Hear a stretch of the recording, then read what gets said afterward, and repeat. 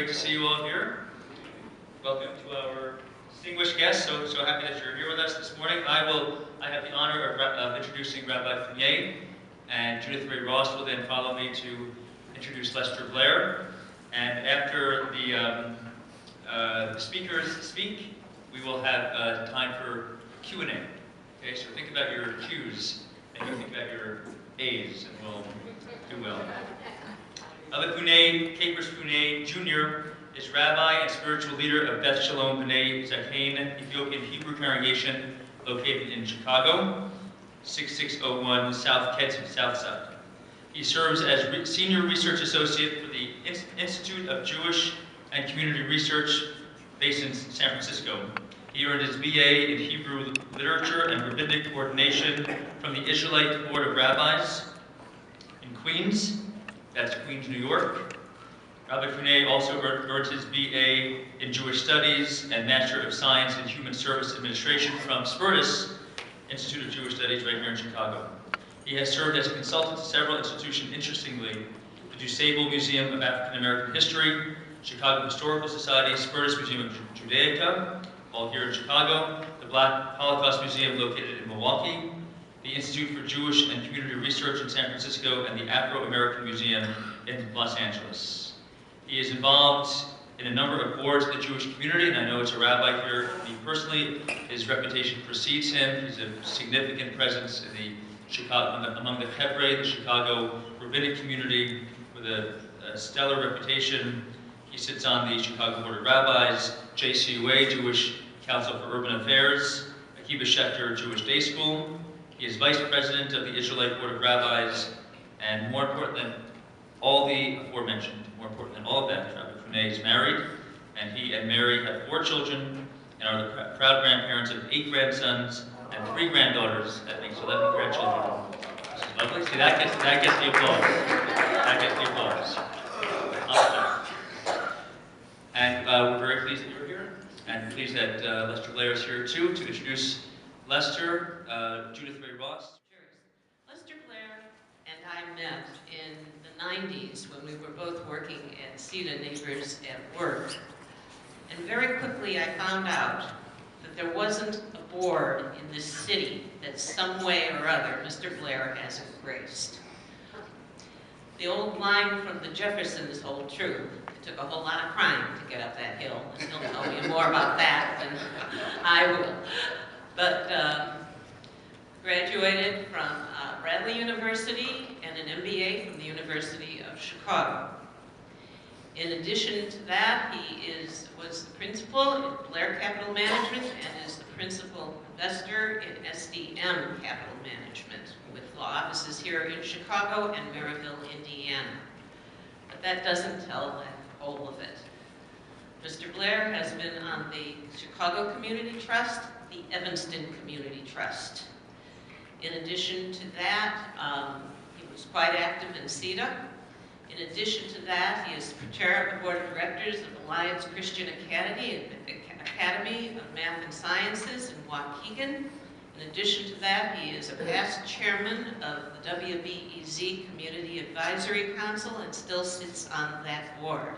He's an active member of the Second Baptist Church in Evanston, and probably about 10 other boards I haven't mentioned, but you know, I don't want to speak longer introducing the man than he'll speak on Galatians.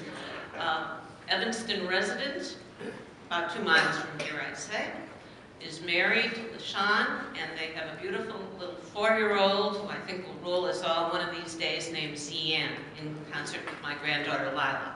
So it's my pleasure to introduce to you, Mr. It is an honor to be with you this morning and to share some thoughts and to talk to you a little bit about the ideals that I saw on the little presentation. I'd like to thank the Social Action Committee for inviting me, and Rabbi Well, and the entire congregation of Ezra Habonim. It's been a few years since I've been up this way, but you only invite me in the winter. Send me a spring or summer invitation. You're invited anytime. But it is good to be here again. And I have to tell you, I think he's emeritus here now, but Rabbi Brief has worked so many times with me on bringing new prospective members into the Jewish people. And he served on many, many Beth Din with me. And so I'm indeed honored to be here. I'm indeed blessed to be here and to share with you, to examine Black-Jewish relations, what was, is, and can be. But we're also here to honor, I believe, a national hero in the presence of Reverend Dr. Martin Luther King Jr. So I ask for the blessings of the Creator of all humanity upon each of us, and I pray that this program will be meaningful and informative. And I'm indeed honored by the invitation to share with you in this celebration today.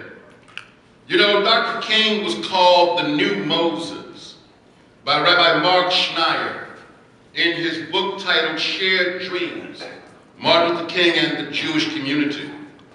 How blessed we have been by the life and the vision of Dr. King.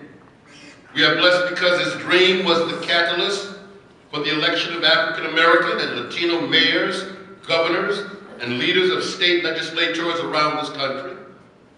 We are blessed that the dream of Martin Luther King gave a young man from the state of Illinois the audacity of hope.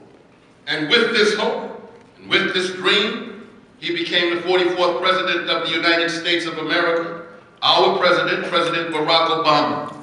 We are blessed that the dream of Martin Luther King inspired women in the African American community and other ethnic communities as well. Women like Fannie Lou Hamer, who became sick and tired of being sick and tired. Dorothy Height, a staunch leader of African American women.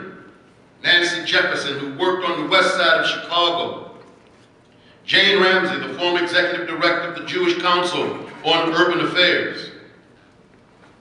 The Jewish Council on Urban Affairs, which was an organization founded by Rabbi Robert J. Marks in 1964, and this year we are celebrating our 50th year of work in social justice in the city of Chicago.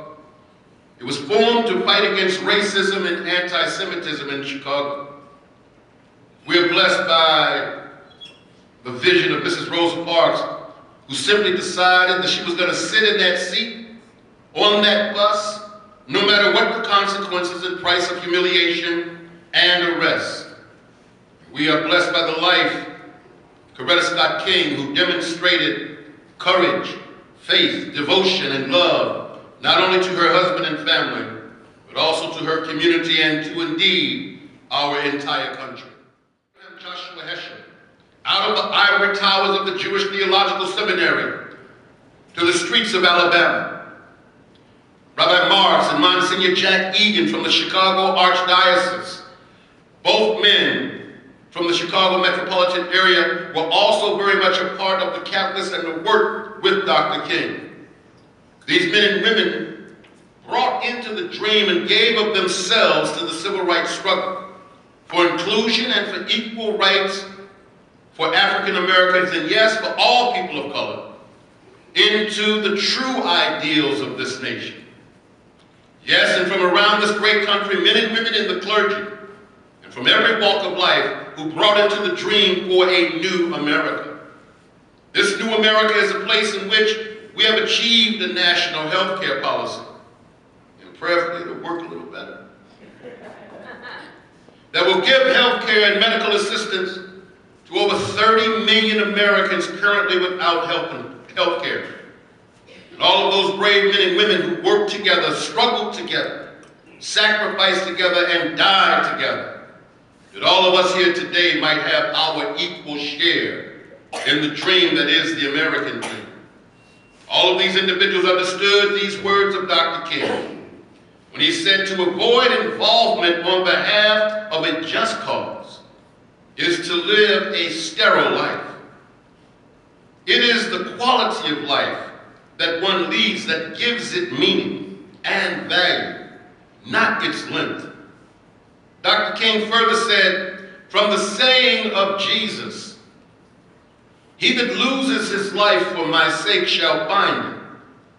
I draw fullest meaning and implication for my life, the exhortation of the prophet Sadiq, Sadiq Kirdof, righteousness, righteousness shall thou pursue, rings constantly in my ears. I don't know if Dr. King did the Hebrew. Do we have a ring in our ears today to continue to pursue justice and righteousness and to work toward full inclusion for every American? And by full inclusion, I mean giving of our time and energy to work for immigration reform in our country, which will give undocumented persons in our country a path to full citizenship in the United States of America. The road forward might be difficult, and many have said send them back to where they came from.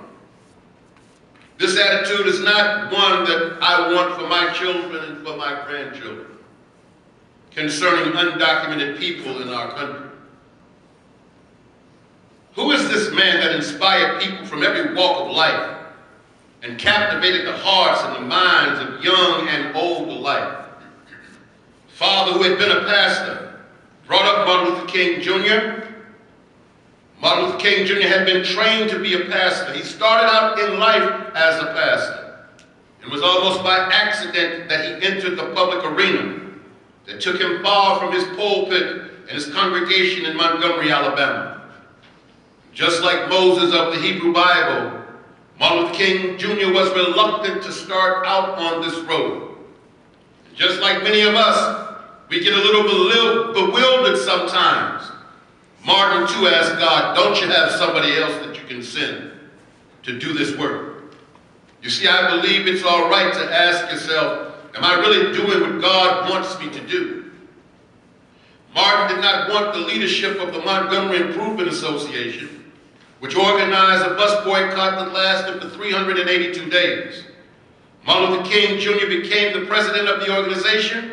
According to E.D. Nixon said, we were just looking for an agreeable figurehead, and we got a Moses. I believe that Clarence Jones, who was the personal attorney and one of Reverend King's closest principal advisors and confidants, Mr. Jones published his memoirs of Dr. King in his book, What Would Martin Say?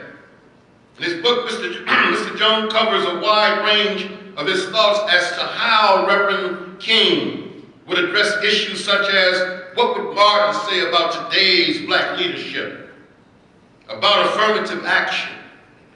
What would Martin say about illegal immigration? What would Martin say about anti-Semitism and terrorism and the war in Afghanistan? And what would Martin say about who killed him? In fact, Mr. Jones also put forth the question, what would Martin say about me? So I read with great interest Mr. Jones's book and how he came to work with Dr. King. And according to Clarence, when Dr. King came to his home to ask for his help, Clarence said, no, thank you.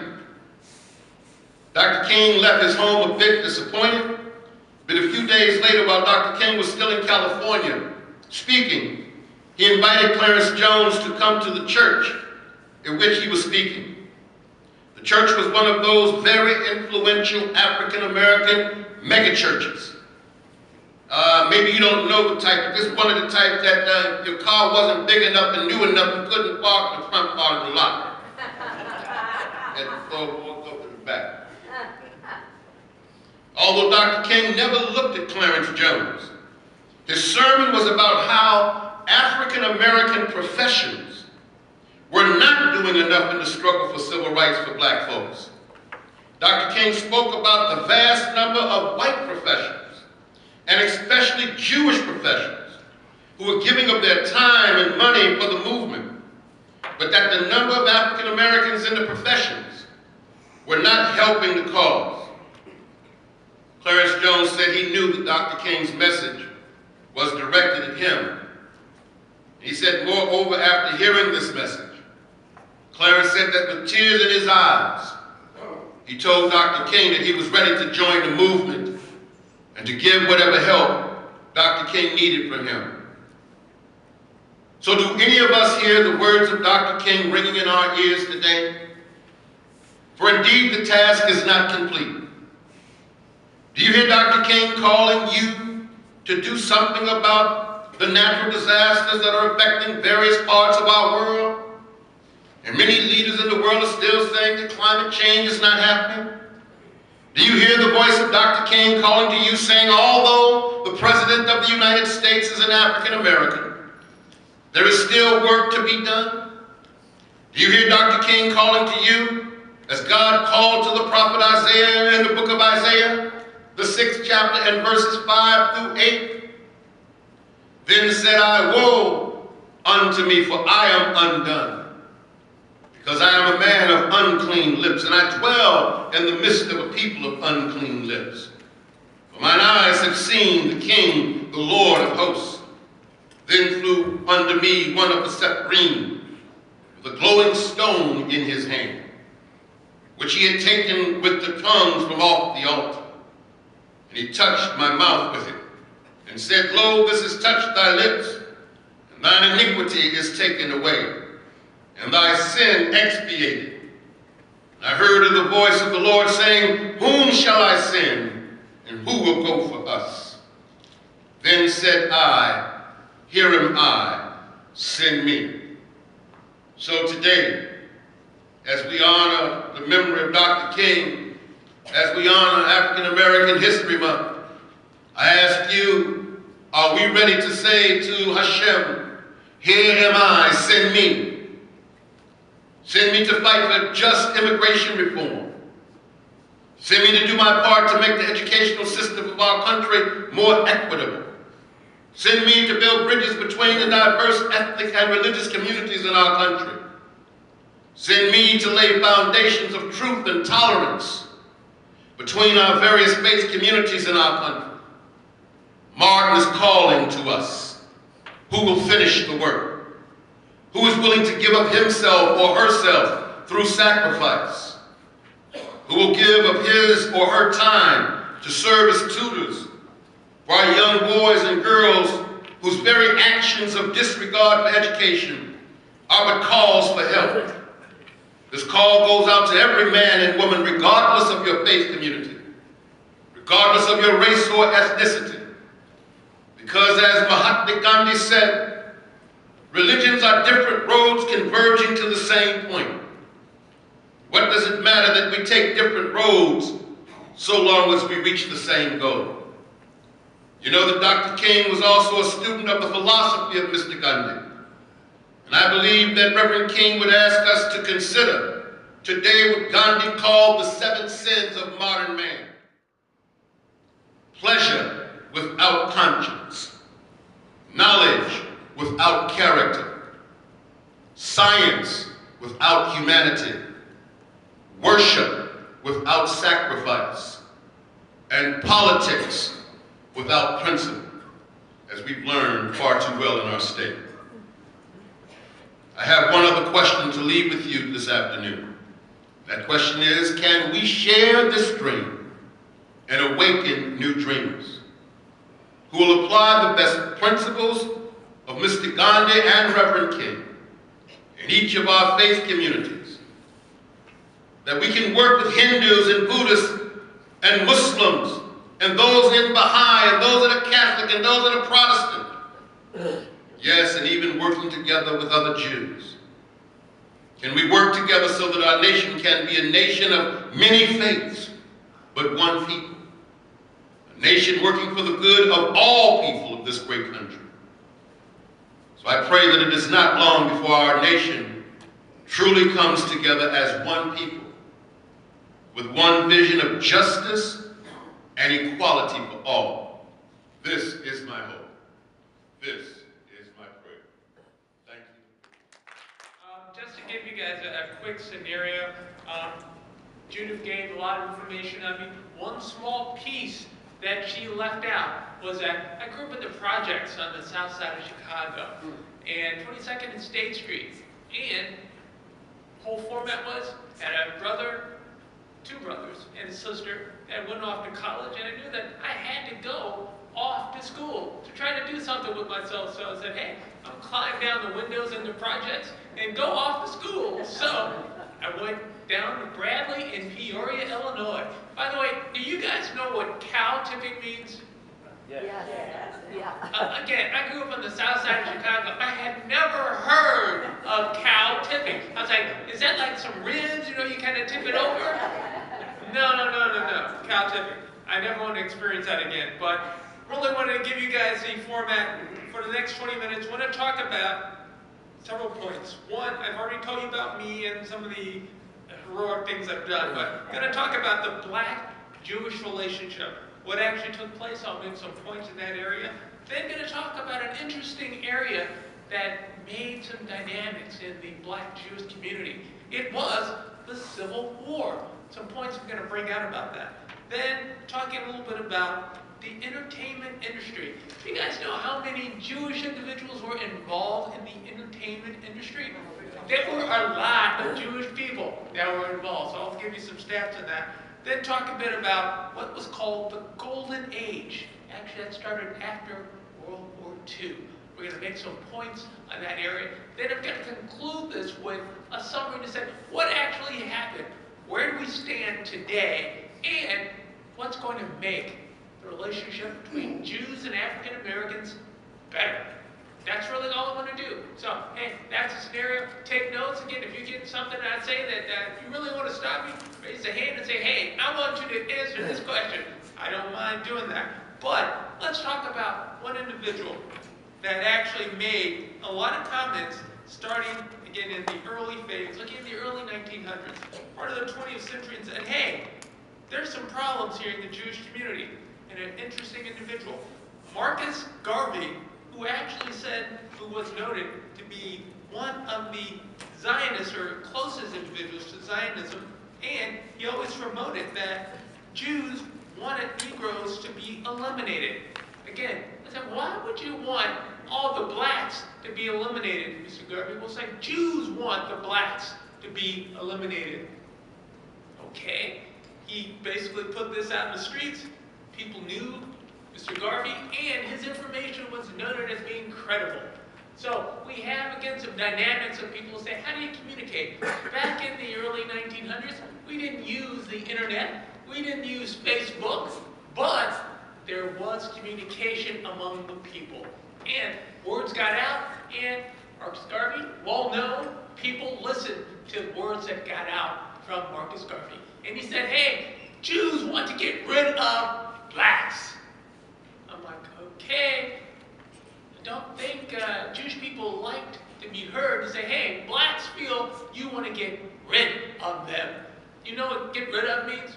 It's like, hey, eliminate you, kill you, send you back to Africa. This was the words that were actually being put out on the street. So, again, Marcus Garvey was not very credible in the Jewish community. But another situation that happened back in the early 1900s, lynching. Lynching was pretty big in the South. People, have some people called KKK pull up in front of your house and have some fire going and say, hey, what do you want to do here? We're going to lynch you. Why do you want to lynch me? Because we don't like you. That's what the KKK did to people that they were not in favor of. And there was a Jew that was actually lynched, actually a Leo Frank, in 1915, who was lynched by the KKK because of his comments in relationships to blacks, keeping them at least able to eat, be able to live in a house, have some type of camaraderie among other people. But, again, KKK did not like that a Jew was making these comments about blacks. So, he was lynched. He was a white Jew, but again, that was just the way it happened. Also, looking at another piece of information I thought you'd want to hear about. In the same format, there was an individual, Julius Rosenwald. Anyone know Julius Rosenwald? A lot of money. This man had a lot of money. And, again, a lot of people don't know, but he was a major contributor to a group, the NAACP. I asked, again, 1 in 2 blacks I asked them about the NAACP, they said, yeah, I know about the NAACP. I said, help the black man. Well, again, very few of these individuals know that a Jewish man gave substantial dollars to help start the NAACP. Again, we're talking about the relationships. Jew over blacks, the relationship never had a problem from the blacks getting this money from Mr. Rosenwald.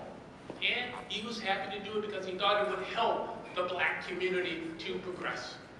So, issues that, again, I thought you would definitely want to keep in your mind from what we're talking about today. Yeah?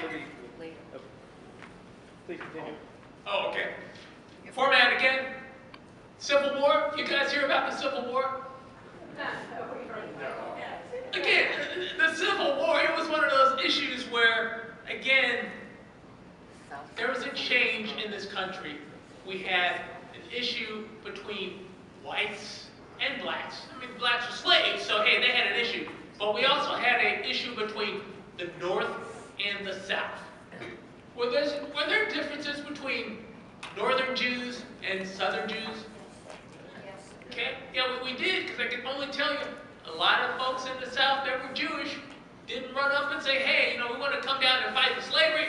That's not what they wanted to do. However, they did assist where they could. And that was something that took place. But one of the points that I wanted to bring out in the issue of slavery, a lot of people lost their lives, and a lot of Jews lost their lives, actually, during the wars, during the Civil War. And this was a time period where a lot of people came together and say, hey, why are we fighting here? Well, one, for freedom of a group of people that have basically been tortured, put into slavery to make money for other people. We're going to talk a little bit more about that because I had some big issues that hit me talking about slavery, and some comments I need to get from you because they said the Jews were the ones that put all the money up for slavery and made the war. It's like the stats that I have suggested no, that was not the case. We're also going to talk about the format here with the owners of property and the owners of stores. How many of you guys ever heard the fact that a lot of Jewish property owners gave food, he sold food, to blacks? I have a store, yeah, I'm going to sell it to people. But the Jewish community, the owners, actually helped out the African American community because formal white store owners would not sell to blacks. But the Jewish community and the store owners did sell to blacks. And they didn't call them names. They said, hey, you got the money, I can sell you these goods, and we can work together. That was another area that brought blacks and Jews together to build a relationship. And I think that was a good thing. Because I tell you now, my ancestors were hungry. When black people get hungry, they do anything to get some food, especially if you sell them ribs. You're going to sell them ribs? Hey, it's over. If I can't get my ribs, it's not going to work. But that was a scenario that did take place. Now, the other part, black folks had to live someplace. The owners in the South did not want them to have places to live. And again, we had some comments from a few people that made comments and say those folks in the North actually did sell, or at least rented property to African Americans. They charged them a premium, but they did rent property to them. Now, if I'm a business owner and I own property and I rent it out also, I got to tell you, if I'm renting to you in an area where it's going to cost me more money, I'm going to charge you some more, a little more. But a number of people came out with comments against Jews saying, Jews charge more money to blacks because they're black. I'm saying, well, I don't think it was just because you're black. I think it's because I have an economic reason to keep my property, to pay my taxes, to pay my notes, and I have to charge you more money if you're in an area where I have to do that to make a living. Those things did happen, and there were stats that were given that said, yes, there were higher premiums, but it was part of the process, things that took place. And I'll make some notes on the format there. We had a few people that actually took advantage of this thing. We had folks like Reverend King, Martin Luther King, who said in his meetings in Chicago that he made the statement that he was charged an extra premium for being a black renting out property, where they had to pay $94 a month for their rental units here in Chicago, versus whites that were charged $73 a month for the property. Was that the landlord? Because the landlord were Jewish. Was that a negative? Because the landlords charged more money? No, it wasn't. It was just business. If you want to rent my property, again, mine. I'm charging this price. And if you don't want it, you don't have to rent from me. You could go somewhere else. But there was no one else who was willing to give this rental property. So, this is a scenario, and yeah, that was a comment made by King, but it's a format where we don't look at that. Let's talk about the other issue though, entertainment. You guys familiar with Al Joseph? Yeah. Again, someone who had to paint the face black, and again, gave entertainment to people. It was part of the system. Al Joseph was part of that system. However, was he making a racist comment by being a black painted face entertainer?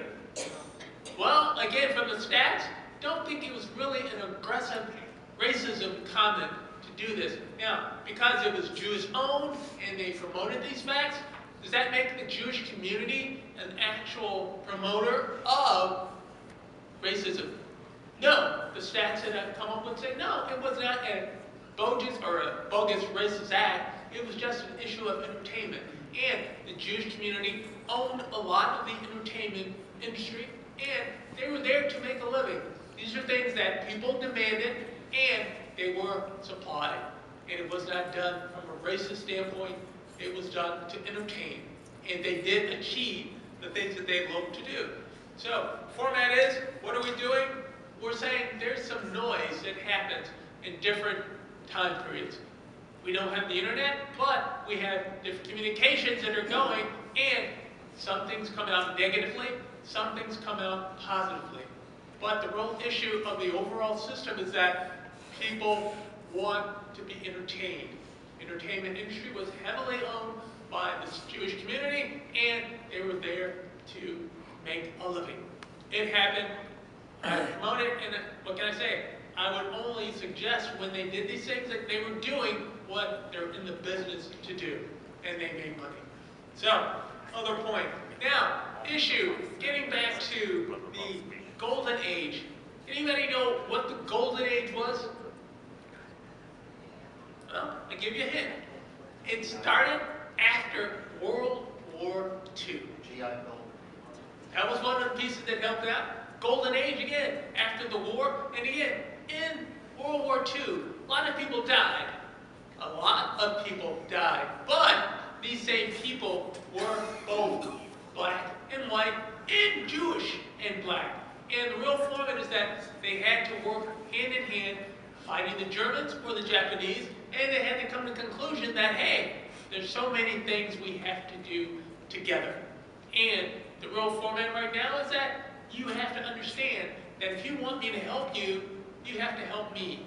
So the relationship with Jews and blacks strengthened because they said, hey, my life may be dependent upon you pulling the trigger to knock out this group of Germans or this group of Japanese. I have to depend on you, Mr. Black. And said, well, hey, I'm Jewish, so what do I do? We work together. And that was something that came in the after World War II period, where people said, hey, I want to live, I'm going to work with you, so let's work together. Just the way it was done. Format again, we're talking about different things that developed after World War II. One, the push for equal equality, or for equality. That was the push that was pushed, where blacks and Jews both agreed. Equality was something that they wanted to have happen. So, was a big push that came after. Then looking again at the Civil Rights Movement, looking at 1964, again, the Civil Rights Act was passed. Again, a number of things happened in the black community, and was definitely put to promote what was going on in our community. We also had, again, the format for Jews in the South that actually was interesting. We had some promotions that said that a number of Jews in the South did not heavily assist in helping out for the African American movement. A number of Jews from the north came down for different promotions, different marches to help out in the community. But if you were a Jew in the South, why would you not help out with these marches? Remember, I live in the South. Again, my neighbors are here in the South. You want me to march here in the South? No, it's not going to happen that way because I don't want my house burned down. But there were a number of Jews that did come from the north, and they came in to say, hey, how can I help? They came down in droves. And one of the things that we had back then in the civil rights movement was that a number of rabbis and a number of African American Baptist pastors came together. And they made the hands and said, hey, let's do this together. And let's make this work. There's a huge push just to say, hey, not looking at your race, not looking at your gender. All we want to do is make equality for everyone. And that was a big piece that came. Now, the format I say today is this an issue that we have today, that everyone wants equality for everyone who's here in the country? I can tell you, no, that is not the case. We have a lot of divisions of people, and we do not work hand in hand. But we do have the ability to make this happen. And the biggest promotion for this, I think, is our youth. Right now, if you want to look at some issues that happen today, I have an interesting individual I've talked to. He tells me again that Jews, I can't believe you would talk to Jews and go and do things with Jews. I said, well, Pastor Farrakhan, Jews are people also. Again, they breathe the same air that I breathe. They eat the same food that I eat. So why are they not? Why are they not good people? Well, I'm telling you, son, you just don't understand. I said, tell me what I don't understand, because I don't get that. It's not something that I understand. And I guess maybe I'm just not old enough to have to be a certain way. But the issue right now is communications. People, be you Jewish, be you black, we have to communicate the fact that we want to live, we want to work together, we want to make things happen for our children. I have a 4-year-old child, and my hope is that there won't be any issues of race, creed, color. It will just be where you can work with people that you like. You get to decide who you like, and it's no longer a problem or issue. So those are the issues that I definitely have to put on the table. One of the scenarios that, if I could put my glasses, you ever had your glasses where you have to pull them down? You're trying to read and then you're looking down. It does not help. But the format that I have to pull it down for is King. In 1965, again, basically, he made the statement, how could blacks basically be anti-Semitic, especially when Jews helped blacks to go into marches, to come into Selma, to come into Mississippi, to talk about blacks and keeping discrimination out. This was something that King promoted, and he said, hey, I am friends with Jews, and I will always be friends with Jews because they've helped my people and they make it work. So I think that King wanted to make sure that all Jews were aware of and knew about. And if I could ask you today, what is the number one thing that you would say you can remember that Martin Luther King did with Jews? March in Selma, standing right next to Yes. Again, this was something that a black man did. And he did it for a group of people and worked with Jews because he thought it was the right thing to do. And I'm in that same mindset that I think it is the right thing to do, that Jews and blacks work together and make things work right. So the issue right now that I would basically present to the synagogue is that any areas that I can assist with, I would definitely do it. If there is a need to know more people, make more connections with the youth or with the community, let's set this up so that your synagogue can actually do what needs to be done. And in that format, think I'm getting to know to say, hey, I could talk for another 30, 40 minutes, but I don't think the clock is telling me that I'm allowed to do that. And I know the rabbi is saying, hey, let me step and let him know that it's time for you to go. But the real issue is I've enjoyed at least getting a chance to get some thoughts out to this group. And I've never had a chance to speak in front of the synagogue before, but I would love to do these types of things with synagogues and just talk about the issue, because it's something that we all have to deal with and understand, and we'll all have to do things to make it work better. So, on that note, thanks again for having me today. I appreciate all the time. And hey, you guys have a great day.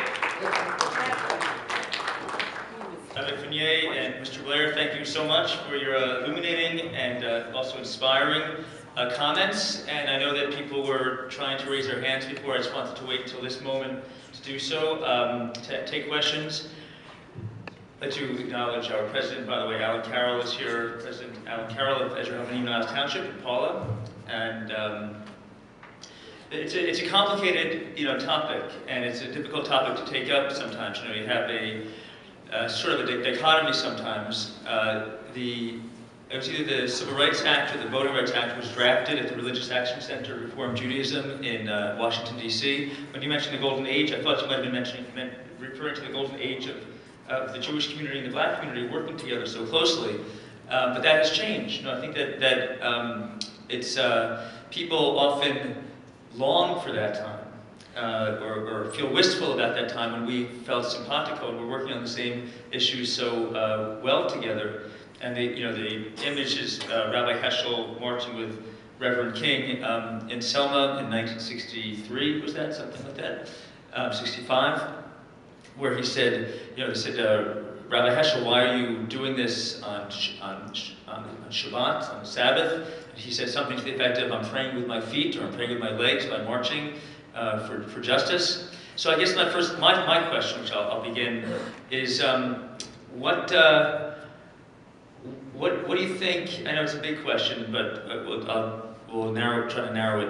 What were the most simplest, basic causes for the change, for sort of the movement away from that particular golden age of Black-Jewish relations? And are we seeing anything currently tangible that is showing a positive movement in that regard? I'll ask Rabbi Fournier first. Yeah, you've been this year, sure.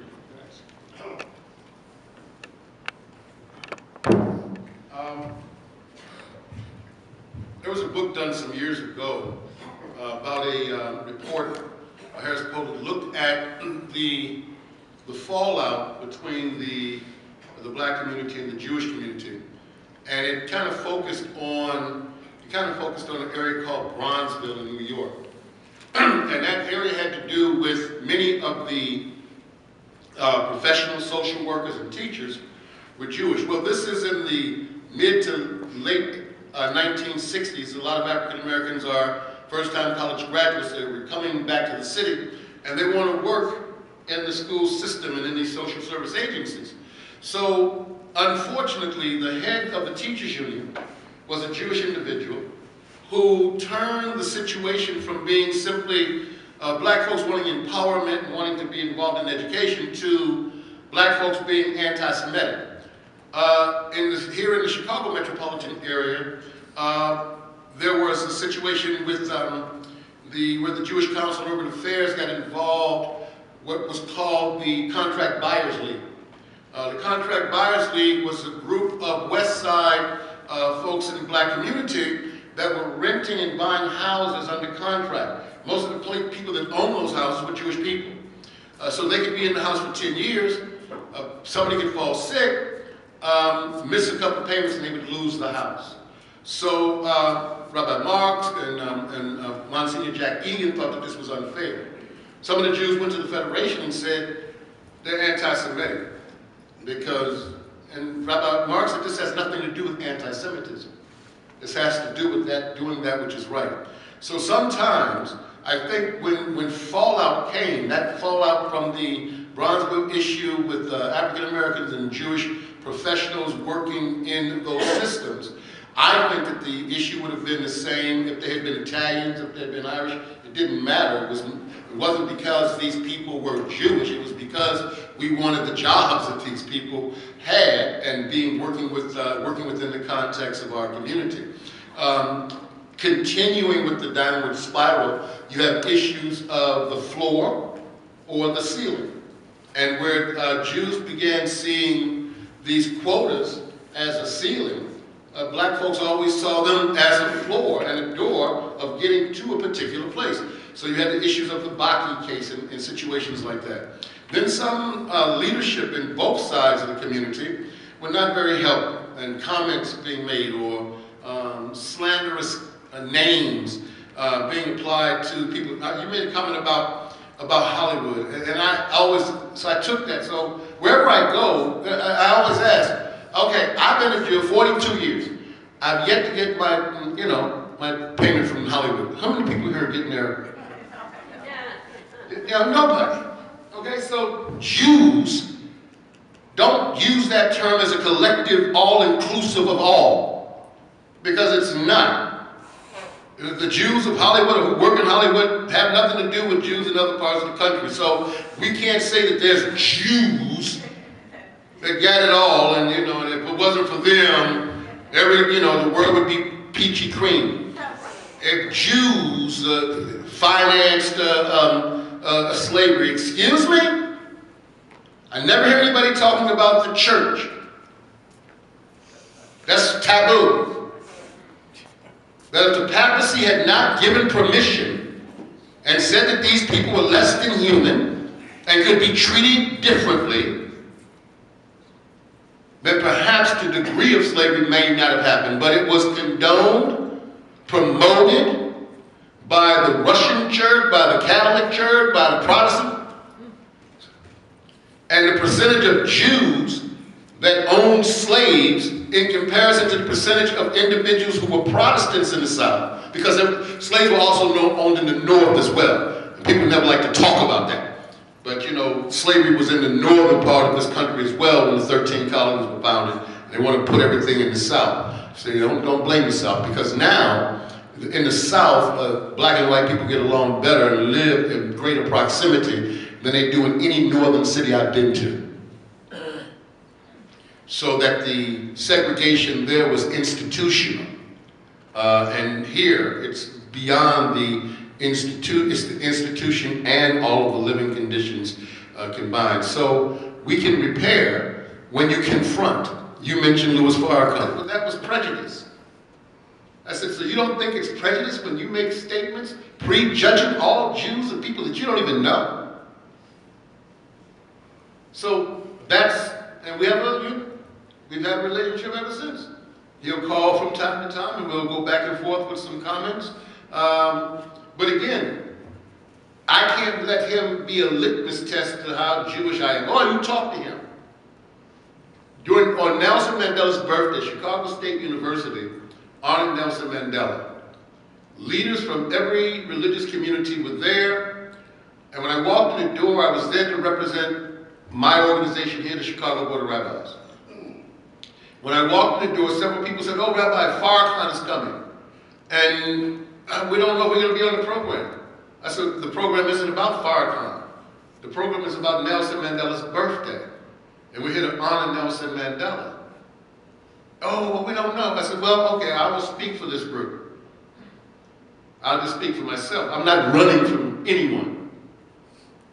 I'm not running from Lou. He doesn't scare me. He's not my boogeyman. I don't run from people and hide from people. My consciousness and my Jewishness won't allow me to do that. They just won't allow that.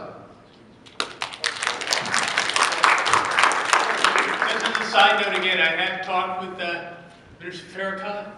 His bottom line in statements to me about Jews is, I do not like Jews. Jews are not the chosen family of God.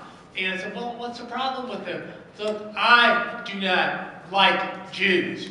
Fine. Again, you have a personal prerogative to like and dislike who you choose, but that's his statement. Also, the school situation, I've had statements made by Reverend Jesse Jackson and Colin Powell. They were making presentations on college campuses, talking about the relationships of Jews and blacks. And it was negative. It was something that was brought out about Palestine and how blacks should relate to the Palestinian problem with Jews. That's something that we at least need to get corrected. I will throw this out. I would love to have this organization work with me, with WBEZ, to get the word out to different listeners, to make the words known of what should be understood. Because a lot of people do not have the facts. Ken. One of the things that you had brought out was newsworthy. Well, there is a lot of news that has not been brought out in the major newspapers, who seem to definitely not want to bring out the good news and only bring out the bad news and then direct it against Israel. Again, people in the media want media that sells. Bad news sells.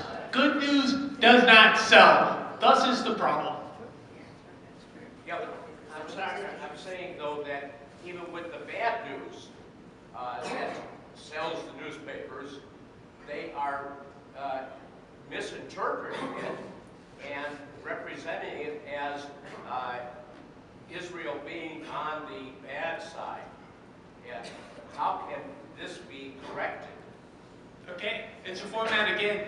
The things that correct the bad news that's put out is law and legal and action to make this news taken away from the system if it is incorrect, to get an apology or to get a reversal of the information.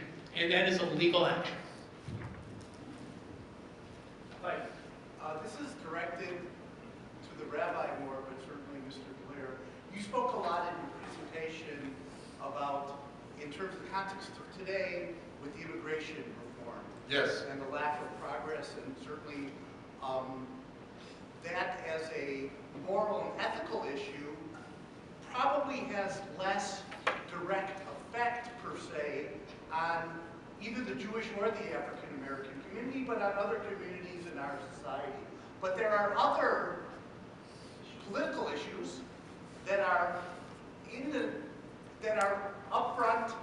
You know, if you just start with minimum wage, you start with the attack on voter rights, you go to an attack on contraception, which is similar to the attack on minimum wage in terms of where, in what parts of the population, you know, is that really affecting people? You know, an attack on contraception, the availability of contraception, or the availability of abortion has a much greater proportional effect on those segments of our society that don't have the economic wherewithal, so to speak, to get them on their own. So my question to both of you is, how do we, I mean, again, the easy answer is get involved politically with the, you know, with the traditional lines that are drawn, even though those lines are sometimes blurred, but how do you see mobilization, so to speak, among Jewish individuals, Jewish organizations like synagogues, Jewish organizations like, you know, the organization that you're involved in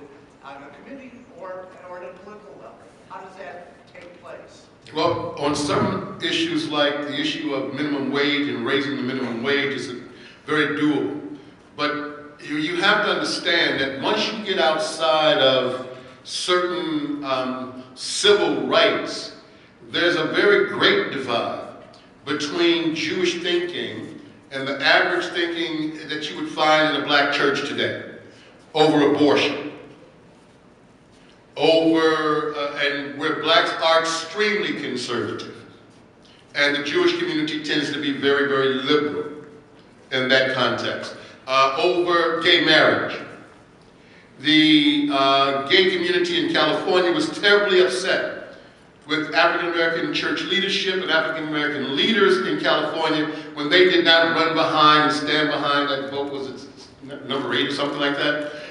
So on these issues, the African American community, by and large, is extremely conservative, and whereas the Jewish community is very liberal. So you have to pick and choose those areas that you can, so you could get together with respect to minimum wage, perhaps to a point. But immigration is one that I think is really affecting us on a very personal level for me.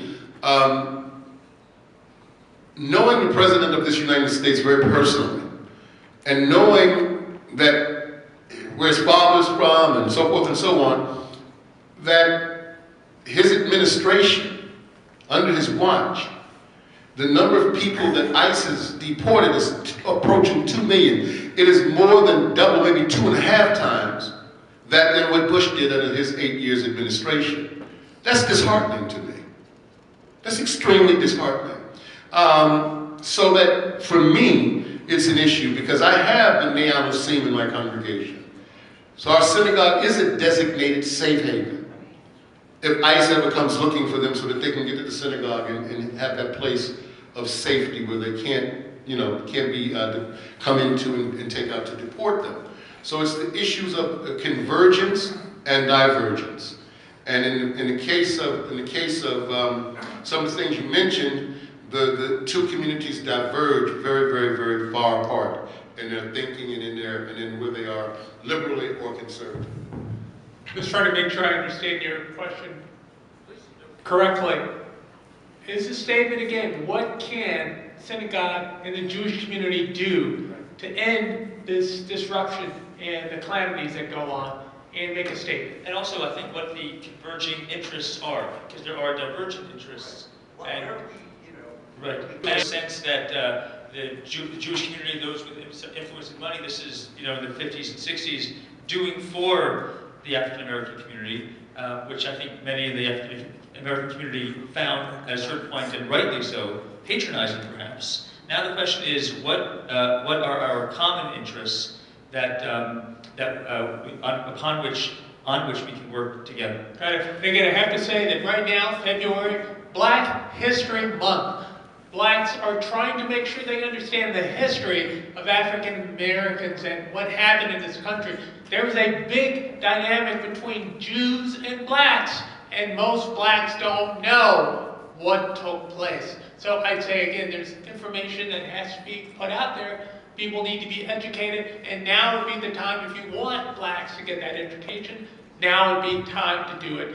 Other issues to attack this, they're political. It's an issue, again, talking with the congressmen, senators, having them to make some steps in terms of what you'd like to have accomplished. They would be the ones I think would be best to make it happen. There's another issue, and that is, and I'm glad that some of the rabbis from the north side of the city and from the suburbs, when you talk about blacks defending Israel and wanting Israel to exist, some of the issues that affect the average African-American preacher don't affect the average rabbi. So the issues of congregants' children being incarcerated, being shot, those types of things. And so one of the things I'm very proud of is more rabbis and leaders of the Jewish community are coming down, standing with African-American clergy. Last summer, I remember several rabbis came to this 6-month-old baby's funeral that was shot while she was with the father who was a gang. And that type of stand said an awful lot by having rabbis come into the African-American community when that community's in crisis and saying we're standing with you because we're all in crisis. If you're in crisis, I'm in crisis. It really promotes, I think, a better sense of relationship. Great concluding comment. I'll leave that. This was, I thank first Ruth Siegel, Judith Ray Ross for helping put together this program. It was inspiring and illuminating and most importantly, I think, inviting. Because I sense an invitation for us to continue this conversation and to work together, in fact, in our communities, and we have a desire to do that. So I thank Rabbi Fournier, Mr. Blair, so much for joining us this morning, and we're all very grateful. Thank you all for coming.